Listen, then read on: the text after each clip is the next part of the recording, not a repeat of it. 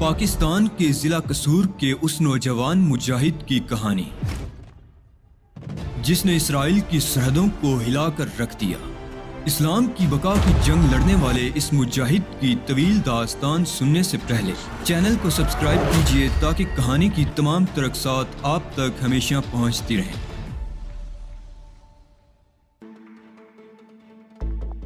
غالباً رات کو انہیں شوٹنگ میں حصہ لینا ہوگا۔ مارلینو نے مجھے ایک خوبصورت طرز کے بنے ہوئے ریستوران کے سامنے اتار دیا۔ یہ شیرر ہے اور یہاں دن اور رات کی کوئی تمیز نہیں ہوتی۔ شکریہ مارلینو، میں صبح کو تمہارا انتظار کروں گا، میں نے کہا اور مارلینو کو اچھی خاصی رقم بطور ٹپ دی جسے اس نے جیب میں ڈال لیا اور صبح کا وعدہ کر کے رخصت ہو گیا۔ میں نے ایک گہری سانس لی اور شیرر میں داخل ہو گیا۔ باہر کھڑے ہو کر کھانا کھانے والے زیادہ تر ایکسٹرا رول کرنے والے لڑکے لڑکیاں تھے جن کی استطاعت اتنی نہیں ہوگی کہ وہ شیرر میں کھانا کھا سکیں، لیکن اندر کافی رش تھا۔ لاتعداد میزیں بھری ہوئی تھی اور طرح طرح کے لوگ نظر آ رہے تھے۔ کوئی نپولین کے میک اپ میں تھا تو کوئی قدیم رومن شہزادہ نظر آ رہا تھا۔ دنیا ہی بدلی ہوئی تھی۔ بہت سے ایسے تھے جو ان لوگوں کو دیکھنے کے لیے ہی آئے تھے۔ خاصا شور و شر کا ماحول تھا اور وہاں سکون نام کی کوئی چیز نہیں تھی۔ میں نے ایک میز سنبھالی اور چند ساتھ کے بعد ویٹر میرے سر پر آ کر مسلط ہو گیا۔ میں عمدہ کھانا کھانا چاہتا ہوں، لیکن اس سے قبل میرے ایک سوال کا جواب دو۔ جناب، اس نے گردن جھکا کر کہا، میں یہاں رات بھر رکوں گا، تم لوگوں کو اعتراض تو نہیں ہوگا؟ ہرگز نہیں جناب، آپ کل دن بھر بھی اس میز پر بیٹھے رہیں گے تو کسی کو کوئی اعتراض نہیں ہو سکتا۔ بس شکریہ، یہی معلوم کرنا تھا۔ کھانے کے لیے حکم فرما دیں۔ اس نے مینیو میرے سامنے رکھ دیا اور میں اس خوبصورت کتابچے کی ورق گردانی کرنے لگا۔ پھر میں نے اسے چند کھانے نوٹ کروا دیے اور ویٹر ادب سے گردن جھکا کر چلا گیا۔ تھوڑی دیر کے بعد اس نے کھانا میرے سامنے چن دیا تھا۔ اس ماحول سے مجھے گھبراہٹ ہو رہی تھی۔ اتنا شور، اتنا ہنگامہ میرا ذہن قبول نہیں کر رہا تھا۔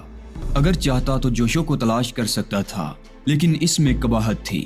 ظاہر ہے اتنی جلدی تو جوشو کو اطلاع نہیں پہنچ سکتی تھی۔ اگر میں اس کے پاس پہنچ جاتا اور وہ مجھے قبول نہ کرتا تو صبح کی ہوتی۔ میں اس کی مدد ضرور لینا چاہتا تھا، لیکن اس کے لیے تھوڑا سا انتظار ضروری تھا۔ میں نے کھانا شروع کر دیا، لیکن میرے ذہن میں کسی قدر پریشانی تھی، اس لیے رغبت سے نہیں کھا سکا۔ کھانے کے بعد میں نے کافی طلب کی۔ خوش شکل لڑکیاں میک اپ میں لتڑی ہوئی زیادہ دلکش نہیں نظر آ رہی تھی۔ سادگی چیز ہی دل فریب ہے۔ میرے علاوہ دوسرے بہت سے ایسے لوگ تھے جو صرف فلمی اداکاروں کو دیکھنے کے لیے یہاں آئے تھے۔ کافی سے فارغ ہوا ہی تھا کہ ایک نوجوان جوڑا کوئی جگہ خالی نہ دیکھ کر بے تکلفی سے میری میز کے گرد پڑی ہوئی کرسیاں گھسیٹ کر بیٹھ گیا۔ انہوں نے بیئر طلب کی اور ویٹر نے بیئر کے 2 جگ لا کر ان کے سامنے رکھ دیے۔ انہوں نے میرے وجود کو یکسر نظر انداز کر دیا اور آپس میں گفتگو کرنے لگے۔ دونوں کسی جاسوسی فلم میں کام کر رہے تھے اور فلم ہی کے بارے میں گفتگو کر رہے تھے۔ تقریباً پون گھنٹے ہی وہ وہاں بیٹھے اور پھر اٹھ کر چلے گئے۔ میں نے ایک ٹھنڈی سانس لی۔ فلمی صنعت کا ماحول ہر جگہ یکساں ہے۔ یہاں میری طبیعت گھبرا رہی تھی۔ سکون نام کی کسی شے کا یہاں تصور بھی نہیں کیا جا سکتا تھا۔ آئندہ کے بارے میں بہت سے خیالات میرے ذہن میں تھے، لیکن یہ بے سکون جگہ، ممکن ہے کل اس سے نجات مل جائے۔ رات تو کسی نہ کسی طرح گزارنی ہے۔ ہالی ووڈ کی اس الجھن کے بارے میں مجھے معلوم ہی نہیں تھا، لیکن اب اندازہ ہو رہا تھا۔ در حقیقت یہ عظیم فلمی شہر ایسی ہی ہنگامہ آرائی کا مرکز ہونا چاہیے تھا۔ ہالی ووڈ وہ شہر ہے جس نے بہت سے گمنام لوگوں کو فلم سٹاروں کی حیثیت سے عالمی شہرت سے ہمکنار کر دیا اور بہت سوں کی امیدوں کو خود میں دفن کر لیا۔ میں نے ایک اچٹتی سی نگاہ قرب و جوار میں ڈالی۔ رات کیسے گزرے گی؟ کچھ نہ کچھ ضرور ہونا چاہیے، لیکن کیا؟ دفعتاً میری نگاہ ایک طرف اٹھ گئی اور ایک لمحے کے لیے میرے اعصاب میں اینٹھن پیدا ہو گئی۔ نہ جانے کیوں میں نے پہلے ان لوگوں کو نہیں دیکھا تھا۔ 3 اسسٹنٹ پولیس آفیسر تھے اور ان کے ساتھ ایک شاندار صحت کا مالک سرخ و سفید انسپیکٹر تھا۔ تینوں بیئر پی رہے تھے۔ عین اسی وقت پولیس انسپیکٹر نے مجھے دیکھا اور میں نے محسوس کیا جیسے وہ چونک پڑا ہو۔ ایک سیکنڈ کے اندر ہی میرے ذہن میں خطرے کا احساس جاگ اٹھا۔ امریکن پولیس بہت ایڈوانس ہے۔ ممکن ہے میری تصویر ٹیلی ویژن پر پیش کر کے میرے بارے میں اعلان کر دیا گیا ہو۔ یہ ہلکا سا میک اپ میری شخصیت چھپانے کی کامیاب کوشش نہیں تھا۔ میں نے اسے اپنی سیٹ سے اٹھتے ہوئے دیکھا۔ او علی یار خان، گڑبڑ ہو گئی۔ پہلے ہی مرحلے میں پولیس تمہاری طرف متوجہ ہو گئی اور اس بے ہنگم اور پرشور جگہ اس اجنبی شہر میں کچھ کرنا بے حد مشکل کام ہوگا۔ سرخسفید پولیس انسپیکٹر نے میری میز پر دونوں ہاتھ رکھ دیے، جھکا اور اس کی آواز ابھری۔ مجھے انسپیکٹر رنگ کارنر کہتے ہیں جوان آدمی، یہ مونچھیں میری آنکھوں میں دھول نہیں جھونک سکتی۔ اس نے ایک ہاتھ بڑھا کر میری مونچھیں میری ناک کے نیچے سے اکھاڑ دی اور میں نے سرد انداز میں گردن اٹھا کر اسے دیکھا۔ پھر میری نگاہ اس کے ہولسٹر میں لگے پستول پر پڑی۔ دوسرے لمحے اس نے پستول نکال کر اس کا رخ میری طرف کر دیا۔ پستول کی نال میری پیشانی کی طرف اٹھی ہوئی تھی۔ چند ساتھ کے لیے میرے حواس معطل ہو گئے۔ عملی زندگی میں مجھے صرف چند لمحات ملے تھے جو میری تکمیل آرزو کے لیے ناکافی تھے۔ میں تو ابھی بہت کچھ کرنا چاہتا تھا۔ میں نے تو ابھی طلب کی پہلی ہی سیڑھی پر قدم رکھا تھا۔ میری تو خواہش تھی کہ کرۂ ارض پر پھیلے ہوئے تمام دشمنان دین کی زندگیوں کا خاتمہ کر دوں تاکہ کل روز حساب میرا وجود دوزخ کے عذاب سے محفوظ رہے۔ لیکن افسوس تقدیر نے مجھے اب تک یہ موقع فراہم نہیں کیا تھا۔ میری تمناؤں کا غنچہ ناشگفتہ وقت سے پہلے ہی باد خزاں کے تند جھونکوں کا شکار ہو گیا۔ نہیں میرے معبود، ابھی نہیں۔ ابھی تو میں ایک تناور درخت بننا چاہتا ہوں۔ میری خواہش ہے کہ میری ہر شاخ کے نیچے دنیا کے سارے مظلوم وقت کے جلسانے والے سورج کی شعاؤں سے بچنے کے لیے پناہ لیں اور میں ان کے تپتے ہوئے جسموں کو کیف آور ہواؤں سے ہمکنار کروں۔ پستول کی نال آہستہ آہستہ میری پیشانی سے چپک گئی۔ اچانک دوسری میز پر بیٹھے ہوئے دونوں سب انسپیکٹر بھی اپنی جگہ سے اٹھے اور ہمارے پاس پہنچ گئے۔ شاید انسپیکٹر کی مدد کے لیے آئے تھے، لیکن پھر ان کی ایک حرکت نے مجھے حیرت میں مبتلا کر دیا۔ دفعتاً انہوں نے انسپیکٹر کو دونوں شانوں سے پکڑ کر پیچھے گھسیٹ لیا اور پھر ان میں سے ایک نے اس کے ہاتھ سے پستول بھی چھین لیا۔ پستول چھیننے والے نے کرخت لہجے میں انسپیکٹر سے کہا تھا، کتنی بار تم سے کہا ہے مائٹی کہ اپنے ظرف سے زیادہ نہ پیا کرو، ابھی تمہیں شاٹ بھی دینا ہے۔ کیا اس حالت میں تم سیٹ پر جا سکو گے؟ مگر میں نشے میں کہاں ہوں، انسپیکٹر نے کہا۔ بکواس مت کرو، تم ایک شریف انسان کی پریشانی کا باعث بنے ہو۔ پستول نکلی ہی صحیح، لیکن تم اسے کسی غیر متعلق شخص پر تان کر مجرم کہلا سکتے ہو۔ پھر اس نے جھک کر معذرت آمیز انداز میں مجھ سے کہا، معاف کیجیے گا مسٹر، یقیناً آپ اس شخص کی اس حرکت سے پریشانی کا شکار ہوئے ہوں گے۔ یہ مائٹی ایلن ہے اور ایک فلم میں انسپیکٹر کا رول ادا کر رہا ہے، لیکن اچھے خاصے تن و توش کے باوجود اس میں ایک خرابی ہے کہ بہت جلد آؤٹ ہو جاتا ہے۔ یہاں آنے سے قبل یہ اسکاچ پیتا رہا ہے۔ مجھے امید ہے آپ اسے معاف کر دیں گے۔ ہو واقعی مجھے کچھ نشہ ہو گیا ہے شاید، لیکن یہ شخص، اس کا چہرہ مجھے کچھ جانا پہچانا سا لگتا ہے۔ اے مسٹر، اس سے قبل ہماری ملاقات کہاں ہوئی تھی؟ مائٹی ایلن نے جھک کر مجھے غور سے دیکھتے ہوئے پوچھا۔ شاید شراب کی بوتل میں۔ جان، تم ایلن کو لے جاؤ اور اس کا نشہ اتارنے کی کوشش کرو، ورنہ ہم سب کی نوکری چلی جائے گی۔ کیلی براؤن اتنا ہی سخت گیر انسان ہے، میرے حمایتی نے کہا۔ آؤ ایلن، واقعی جم ٹھیک کہتا ہے، تم اپنے ساتھ ہمیں بھی لے ڈوبو گے۔ دوسرے سب انسپیکٹر نے مائٹی ایلن کو دھکیلتے ہوئے کہا۔ مائٹی ایلن بڑبڑانے لگا۔ دیکھا ضرور ہے، بہت ہی قریب سے، مگر کہاں، یاد نہیں آ رہا ہے۔ بھائی بہت خوب، اب یاداشت اتنی بھی خراب نہیں ہونی چاہیے۔ وہ بڑبڑاتا رہا، لیکن اس کا ساتھی اسے دھکیلتے ہوئے باہر لے گیا۔ اگر کوئی حرج نہ ہو تو میری ہی میز پر تشریف لے آئیں۔ میں معذرت خواہ ہوں کہ اس نے آپ کا گیٹ اپ خراب کر دیا، لیکن میں اسے درست کر دوں گا۔ میں اچھا خاصا میک اپ مین بھی ہوں، دوسرے سب انسپیکٹر نے کہا۔ میں ان لوگوں کی مسلسل بکواس سنتا رہا، سمجھ رہا تھا، لیکن میری روح کسی اور جہاں کی سیر کر رہی تھی۔ میں نے خلوص دل سے دعا کی تھی، اے خدا، مجھے اتنی زندگی دے کہ میں اپنے مشن کی تکمیل کر سکوں۔ اور پھر میری یہ دعا بڑے عجیب انداز میں سن لی گئی تھی۔ یہ گویا بشارت تھی کہ مشیت مجھ سے کچھ کام لینا چاہتی ہے، مجھے میری آرزو پوری کرنے کا موقع دیا گیا ہے۔ اور اس تصور سے میری روح جوم اٹھی تھی، میری رگوں میں آگ گردش کر رہی تھی۔ اگر کسی کو تائید غیبی حاصل ہو جائے تو اس کی خوشی کا اندازہ کون کر سکتا ہے؟ در حقیقت یہ تائید غیبی ہی تھی۔ یہ ایک اشارہ تھا کہ میری دعا قبول ہو گئی ہے۔ اب تک میں جس افسردگی کا شکار تھا وہ یک لخت ختم ہو گئی تھی۔ چنانچہ میں پوری طرح جاگ اٹھا۔ اب آپ تنہا ہیں، یہاں تشریف رکھیں، کچھ منگواؤں آپ کے لیے؟ میں نے سب انسپیکٹر کو پیشکش کی۔ یوں ہی صحیح ویٹر، اس نے ویٹر کو مخاطب کیا، میری میز کا سامان اٹھا کر یہاں پہنچا دو۔ اور ہاں مسٹر، آپ کے لیے بیئر منگواؤں یا؟ نہیں شکریہ، وہ تو اسکاچ کے 6 پیگ لے کر آؤٹ ہو جاتا ہے، مگر میں اس سے بھی گیا گزرا ہوں، میرے لیے بیئر کے 2 جگ ہی کافی ہوتے ہیں۔ میں نے ہنستے ہوئے کہا، او تب تو ٹھیک ہے، برائے کرم اپنی مونچھیں اٹھا لیں، ضائع ہو جائیں گی۔ کیا میں انہیں درست کر دوں؟ کوئی حرج نہیں ہے، میرے پاس ابھی بہت وقت ہے، میں نے جواب دیا۔ کون سی فلم کے سیٹ پر کام کر رہے ہیں؟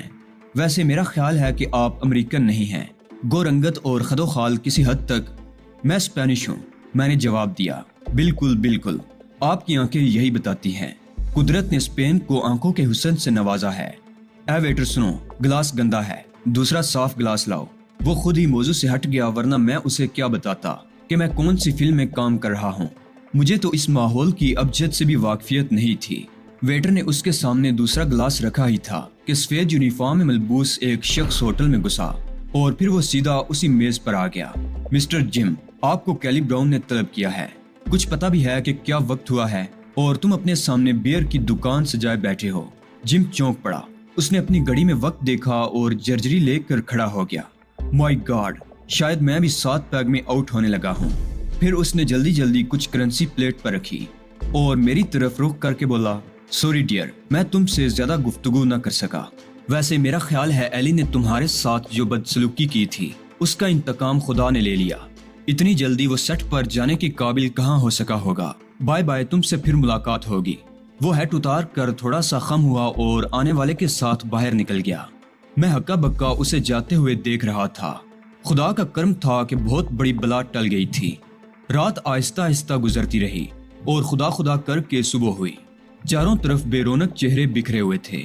رات جگہ کے آثار ان کے چہروں سے نمایاں تھے۔ بیشتر اسٹوڈیوز میں رات کو کام ہوتا ہے اور لوگ صبح ہوتے ہی اس طرح اپنے گھروں کو روانہ ہوتے ہیں جیسے دن میں کام کرنے والے شام کو۔ فٹ پاتھوں سے کاروں کا ہجوم کم ہوتا جا رہا تھا اور تھکے ماندے لوگ زیادہ تر اپنی سواریوں میں واپس جا رہے تھے۔ بہت کم ایسے تھے جنہوں نے کرائے کی سواریاں تلاش کی۔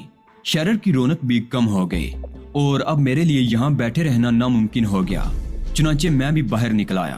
ہالی ووڈ کے ٹیکسی ڈرائیور کے بارے میں وثوق سے نہیں کہہ سکتا تھا کہ وہ اپنے وعدے کی کس قدر پابندی کرے گا، لیکن اس کے باوجود میں تھوڑی دیر انتظار کر لینا چاہتا تھا۔ اگر وہ آ گیا تو کسی قدر آسانی ہو جائے گی، ورنہ پھر میں خود ہی کوشش کروں گا۔ ویسے مغربی ممالک میں وعدوں کی بڑی اہمیت ہوتی ہے۔ میرے تجربات اس سلسلے میں کافی طویل ہیں۔ مارلینو کی ٹیکسی میں نے شیرر کے سامنے رکتے ہوئے دیکھی تو اس کی طرف بڑھ گیا۔ اس نے جلدی سے نیچے اتر کر دروازہ کھول دیا اور رسمی سلام کے بعد بولا، امید ہے شیرر کی رات زیادہ تکلیف دے نہ رہی ہوگی۔ میں کچھ جلدی پہنچ جاتا، لیکن میں نے سوچا پہلے آپ کے لیے کسی ہوٹل میں کوئی جگہ تلاش کر لوں۔ چنانچہ میں اینی فرینک میں کمرہ بک کرایا ہوں۔ اوہ، تمہارا شکریہ مارلینو، تم نے واقعی میری مشکل حل کر دی، میں نے تھکے ہوئے لہجے میں کہا۔ اور پھر اس کے بعد میں نے مارلینو سے پورے راستے کوئی گفتگو نہیں کی۔ اینی فرینک کی تیسری منزل پر ایک خوبصورت اور کشادہ کمرے میں داخل ہو کر میں نے فوراً دروازہ بند کر لیا اور کسی کی مداخلت سے محفوظ رہنے کے لیے روشنی جلا کر بستر میں گھس گیا۔ نیند ایسی ہی آ رہی تھی کہ میں بیڈ کی ساخت یا کمرے کی ڈیکوریشن پر بھی غور نہ کر سکا تھا۔ دوپہر کے 2 بجے آنکھ کھلی۔ طبیعت میں اب بھی کسل مندی تھی۔ میں نے باتھ روم کا رخ کیا اور گرم پانی کے غسل نے تمام سستی دور کر دی۔ کمرہ واقعی بے حد شاندار تھا اور میں انتظامیہ کا شکر گزار تھا کہ میری نیند کے دوران کسی نے مداخلت نہیں کی تھی۔ تب میں نے روشنی گل کر دی اور گھنٹی بجا کر ویٹر کو طلب کر لیا۔ خوش وضع لباس میں ملبوس ویٹر اخبار لیے اندر آیا تھا۔ اس نے ادب سے اخبار اور تر و تازہ پھولوں کا گلدستہ میرے سامنے کی میز پر رکھ دیا۔ میں نے اسے صبح کے ناشتے اور دوپہر کے کھانے کا ملا جلا آرڈر دے دیا اور ویٹر گردن جھکا کر باہر نکل گیا۔ پھر میں اپنی دلچسپی کی دوسری چیز یعنی اخبار دیکھنے لگا۔ اس میں اپنے بارے میں خبر تلاش کر رہا تھا۔ آخر میری یہ کوشش بے سود ثابت ہوئی۔ ایک چھوٹی سی سرخی کے ساتھ مختصر سی خبر تھی، یہودی رئیس زادوں کا قاتل پاکستانی طالب علم مفرور ہے۔ سان فرانسسکو، 4 نوجوانوں کا قاتل طالب علم جس نے مذہبی جنون کی بنیاد پر 4 یہودی رئیس زادوں کو ڈرامائی انداز میں قتل کیا تھا، ابھی تک پولیس کے ہاتھ میں نہیں آ سکا ہے۔ خیال ہے کہ وہ نہایت چالاکی سے سان فرانسسکو سے نکل گیا ہے۔ پولیس کے ماہرین اس کی تلاش میں مصروف ہیں۔ کئی یہودی تنظیموں نے قاتل علی یار خان کی تلاش کا شدید مطالبہ کیا ہے اور اس سلسلے میں ہر تعاون کی پیشکش کی ہے۔ میرے ہونٹوں پر مسکراہٹ پھیل گئی۔ اس کا مطلب ہے کہ ان لوگوں کے سینوں پر کاری ضرب لگی ہے، ورنہ ایک معمولی سے قاتل کی تلاش کے لیے اس اہتمام کی کیا ضرورت تھی؟ میں بھی یہی چاہتا تھا کہ یہودیوں کے سینوں میں میرے لیے آگ روشن ہو جائے۔ اسی دوران ویٹر ناشتہ لے آیا اور میں کھانے میں مصروف ہو گیا۔ کھانے کے بعد میں نے پھر دروازہ بند کر لیا۔ اب میں پوری سنجیدگی کے ساتھ یہاں سے بھی نکلنے کے بارے میں سوچ رہا تھا۔ دشمنوں کے اس ملک میں میرے لیے فرار کے راستے مسدود تھے۔ جوشو میرے ذہن میں ضرور تھا، لیکن تھوڑی سی جھجک بھی تھی۔ مسٹر کائی شنہی نے میرے لیے اتنی پریشانی اٹھائی تھی اور اب میں مسٹر جوشو کو بھی خود میں الجھاؤں، یہ خیال میری فکر مندی کا باعث تھا۔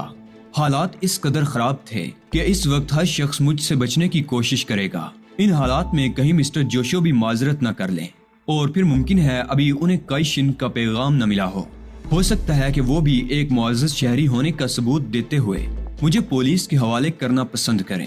ابھی میں کوئی فیصلہ نہیں کر سکا تھا کہ جوشو سے ملوں یا نہ ملوں۔ خوب آرام کیا تھا، اس لیے کمرے میں بوریت ہونے لگی اور پھر عملی زندگی کسی کمرے تک محدود ہونے کا نام نہیں ہے، باہر تو نکلنا ہی ہے۔ چنانچہ بال وغیرہ سنوار کر میں باہر نکل آیا۔ ہلکا سا میک اپ اب بھی میرے چہرے پر تھا۔ ہوٹل اینی فرینک جاپانی گارڈن کے علاقے میں واقع تھا۔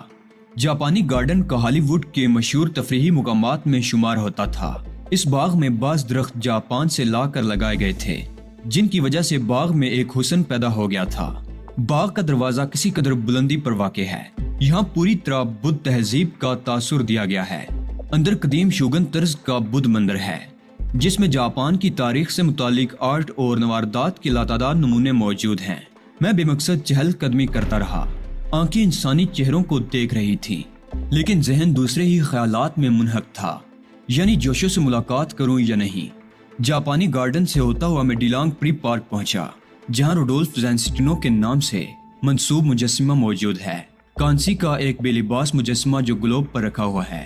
ابھی میں مجسمے کی خد و خال کا جائزہ ہی لے رہا تھا کہ عقب سے کسی نے میرے شانے پر ہاتھ رکھ دیا اور میں بے اختیار پلٹا۔ میری آنکھوں نے جم کو پہچان لیا۔